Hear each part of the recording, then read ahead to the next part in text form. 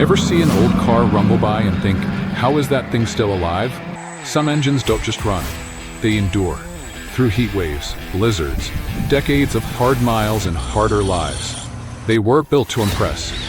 They were built to outlive the car, the driver, maybe even time itself. No turbos, no gimmicks, just raw, unshakable engineering. These are the engines mechanics swear by. The ones that'll fire up after sitting for years. The ones your grandpa trusted and maybe still owns. In a world obsessed with new, these motors prove that old school still rules the road. So buckle up. We're counting down the 7 most reliable American car engines ever made. And trust us, number 1, you'll never guess it, but you'll never forget it. Coming in first, Chrysler Slant-6, 1959 to 2000. Back in 1959, Chrysler made a strange-looking engine. It didn't sit straight up like most engines. It leaned 30 degrees to one side. That's why people called it the Slant-6. At first, it looked kind of odd. Mechanics even joked about it. But very quickly, people realized something. This engine was built to last. It had thick metal walls, a super strong block, and fewer moving parts than other engines. That meant less stuff could break. It didn't make a lot of horsepower. It wasn't built for racing. But what it did best was keep going. People started calling it the Super 6 because it just kept running. Through rain, snow, heat, or hills, this engine didn't quit. You could find it in all kinds of cars. Dodge Darts, Plymouth Valiants, and even old pickup trucks.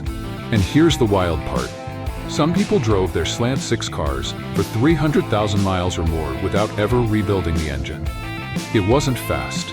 It wasn't loud. But year after year, it did one thing better than most engines ever could. It always got you home. Next up, GM 3800 V6, 1962 to 2008. Now let's talk about General Motors and their V6 wonder, the 3800, also known long ago as the Fireball. This engine came out in the early 1960s, and it stayed in production all the way to 2008. That's nearly 50 years, longer than most people keep the same house. The 3800 was used in cars like the Buick LeSabre, Pontiac Bonneville, and even some Chevy Impalas. It was made to be strong, smooth, and super dependable. One of the best things about the 3800, it worked for all kinds of drivers. Families loved it because it was fuel efficient and easy to drive. Car fans loved it because certain versions were supercharged. That means more power without hurting reliability. It wasn't just about power though. The 3800 was famous for being almost bulletproof. Some owners didn't even treat their cars well, missing oil changes or pushing them too hard. But the engine kept going. Many 3800s lasted over 200,000 miles with just basic care. That's because GM designed it smart. It had simple parts, good cooling, and didn't overheat easily. People began to trust it, the way you trust a favorite pair of shoes. You don't think about it, you just know it'll get the job done. Now we come to a real American legend, the Chevy Small Block V8. This engine first came out in 1955, and by the early 2000s, over 100 million had been built. Let that sink in, 100 million. It's one of the most popular engines in the world ever. Why was it so special? Because it could do everything. You could find the small block in hot rods, race cars, pickup trucks, family sedans, even boats. It made strong power for its size, and it had a sound that people loved, a deep, powerful rumble that made your chest shake. But it wasn't just about noise. This engine was tough, and it could be fixed by almost anyone. Its design was simple and easy to work on. That meant people in their driveways could rebuild it, swap parts, and keep it running forever. And Chevy didn't just leave it alone. They kept upgrading it. Over the years, it got more power, better fuel mileage, and newer tech, while keeping that same reliable base. It became the heart of the American muscle car. This engine didn't just move cars. It moved generations. It helped build the American car culture we know today. Ford 4.9-liter inline-six. In 1965, Ford introduced an engine that would go on to serve for over 30 years. The 4.9-liter inline-six, also known by many as the 300 inline-six. Unlike a V8 which splits its cylinders into 2 banks, this engine lined all 6 of them in a single row. That gave it a long, balanced shape and a lot of torque, which is the twisting force that gets heavy loads moving. It was never meant for speed, but it was meant to work hard and for a long time. You'd find this engine in trucks, vans, and even some Broncos. It didn't matter if it was pulling trailers or climbing hills, this engine got the job done. What made it stand out? For one, its simple design. No fancy electronics, no complicated systems. Just strong parts put together in a smart way. The 4.9-liter engine was known for being incredibly easy to fix. If it ever had a problem, which didn't happen often, you could usually get it running again with basic tools and a little know-how. Drivers regularly got 400,000 to 500,000 miles out of these engines, sometimes more. People still hunt for these engines at junkyards and swap meets, because when everything else breaks down, the 4.9 keeps going. Next up, AMC Jeep 4.0L inline-six. The AMC 4.0-liter inline-six, later known as the Jeep 4.0, wasn't made to sit quietly in a garage. It was made to move, to climb, and to endure.